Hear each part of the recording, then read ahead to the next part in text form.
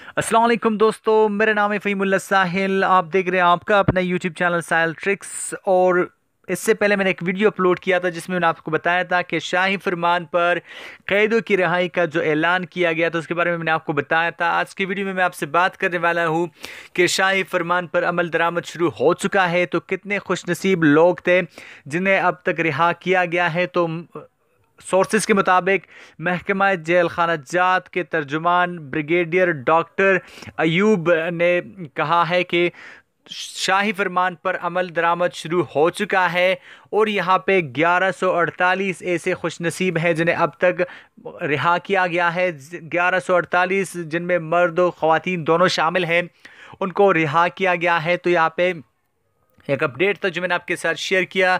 तो इस शाही फरमान पर काम शुरू कर दिया गया है और 1148 लोग ऐसे खुशनसीब लोग हैं जिन्हें अब तक रिहा किया गया है। तो एक छोटा सा अपडेट था, मैंने आपके साथ शेयर किया। आई होप गाइस की अपडेट आपको पसंद आया होगा।